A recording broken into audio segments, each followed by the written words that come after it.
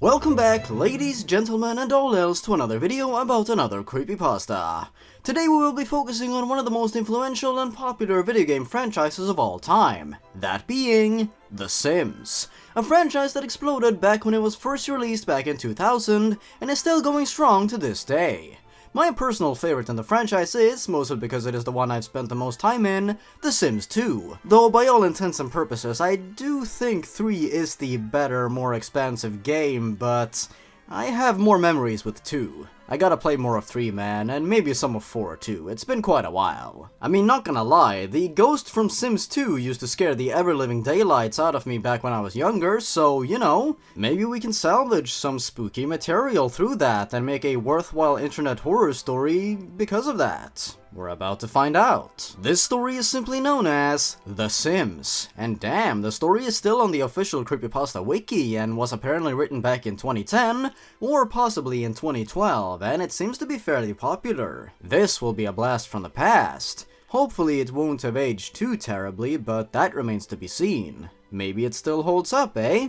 Maybe not. And maybe the reason it's still on the wiki is simply for archival purposes. Let's find out by reading it. Here goes! Post 1, March 16th, 2010. Did anyone else play The Sims when they were young? It was such a fantastic game.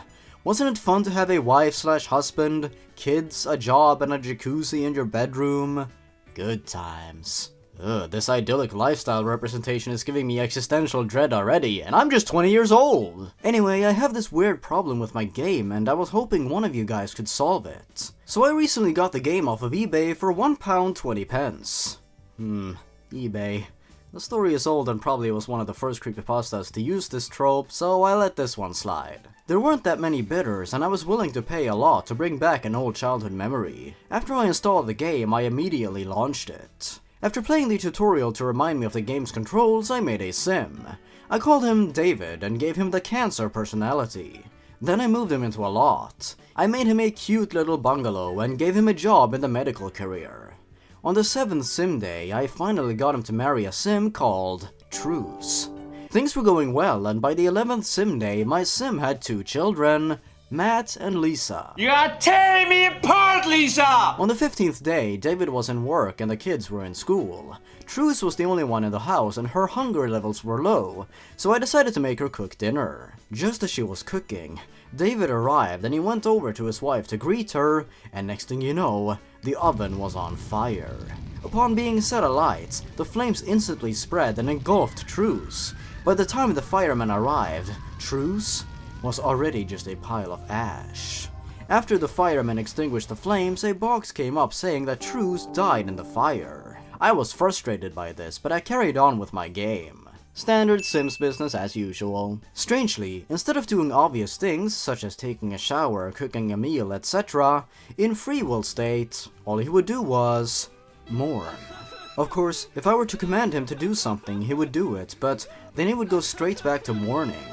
The kids didn't do the same thing though, and by the time it was night, I sent all my Sims to bed. Damn, these kids are savage. No time for mourning for these guys. At 0:36, I heard David scream. I set the game to normal speed and went up to him. He was in bed, tossing and turning. He was still doing that horrible scream. I set him as my active sim to check his activity. Instead of showing a picture of a bed and the word sleep, there was a picture of his wife. When I highlighted the picture, the word truce came up. I tried to cancel it, but I couldn't do anything, other than watch him scream in his sleep. I haven't seen this before and I was puzzled. Regardless, I felt bad for him. I mean, he lost his wife. It's natural to see him do this. Well, in real life that would be true. But this is The Sims, not real life. If any of you guys have ever encountered this problem or have a solution, please contact me. Thanks. Anyone else feeling that existential dread of The Sims creeping in? Ooh mama. I mean, this isn't bad so far, it's not too remarkable, but we're off to humble beginnings.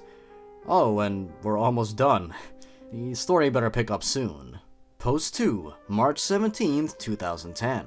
Thanks for the feedback, but none of your suggestions have worked. The same thing happened today.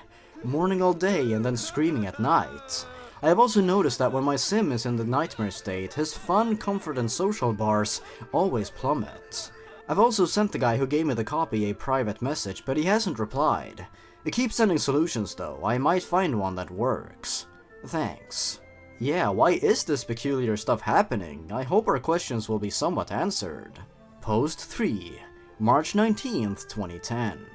Okay, after this post, I'm closing this topic. I just can't take any more of this. Ooh, this better be good. So on the 18th day, he woke up and just sort of stood there, just twitching and shaking. His mood bars were static, but when I commanded him to do something, the game would instantly cancel the activity. When the time hit 20 sharp, he started walking. Well, when I say walk, I mean he would stumble awkwardly as if he was freezing cold or being watched. He went up to Matt and grabbed him. He screamed in horror as David dragged him to his bedroom and threw him on the bed. My eyes widened as I saw David pull out a kitchen knife. He pounced on Matt and started swinging the blade back and forth into Matt's chest. Blood was being splattered in all directions, and you could see David pulling Matt's intestines out. Ugh. Cool, violent child murder is always fun. Matt's scream was now but a faint mumble. David stood up from the bed as Matt's body twitched and bled. Suddenly I realized about Lisa. When I activated her, the plumb bob went to the cupboard, and the activity said she was hiding. I saw David go for the cupboard, and he paused. Then, the screen went black and my game crashed. My desktop background I changed to pictures of Matt and Lisa, which were in black and white. I'm gonna uninstall the game now, and I want to thank everyone for their suggestions. I'm not sure whether I can ever play a Sims game again. Why? Obviously you ended up with a modded copy or something. So, did David go insane after his wife's death and decided the best course of action was to brutally murder his children? Why did this happen? Was it because the kids didn't seem affected by Truce's passing? Am I supposed to be scared just because the story flashed a bunch of gore in my face with the subtlety of a child throwing a temper tantrum? There was no sense of build-up here. At first everything just seemed really rudimentary and ordinary, and then just out of nowhere, violence and gore and blood everywhere. It just didn't work for me. Everything just came so suddenly, and before you knew it, the story decided to call it quits, and that's not how you make a lasting impact on the reader. Yeah, the story was written quite a while ago, and a lot of video game pasta tropes that would eventually become overplayed were used here, but I'm not really gonna fault the story too much for being unoriginal, as it was probably one of the first of its kind, but still, the story was pretty poor. The writing in itself was not bad, but it wasn't mind-blowing either. I didn't notice any real overt grammatical errors on my read, and the story was easy to grasp. But I have a real problem with how it progressed and then just devolved into a gore fest simply for shock value. That's not very compelling, nor is it interesting. You could have delved into a Sim's free will, have some sort of commentary regarding their own feelings or something, and having them go against what the player wanted or so. We didn't really get anything here, and that's super underwhelming. I didn't gain anything from the story, and I felt it was somewhat below average. I'd stretch it to a 4 out of 10 or something like that, but I wouldn't go any higher. It had alright spelling and grammar, and in the beginning I felt quite nostalgic for some of the old Creepypasta classics with similar outlines, but by the end I was brought down by the illogical depictions of violence simply for the sake of violence's sake, which brought the score down. The sudden ending with little to no explanation for the story's events brought it down even further. It killed any potential the story ever had. That's that, and there's not much else I can add to this one. Still, like I always say, if the author of this story happens to be watching this video, keep writing and you'll steadily improve with each story you make. Trust me, I don't doubt that you already have, because this was written quite a while ago. That's all I've got for now. I hope you enjoyed my ramblings. With that said, if you enjoyed this video and want to see more content like this, make sure you give this video a like and post what you thought in the comments below. You can also subscribe, I'd like that. If you are interested in updates for the channel, you can check out my Twitter, Instagram or Snapchat, and if you're feeling extra generous, you can also check out my Patreon page. And if you want to support my channel while joining the Hoodlum Army, you can check out my merch store, Hoodlum Hijinks. Links are in the description. That should be all for now. Thanks for watching everyone, stay awesome. Goodbye.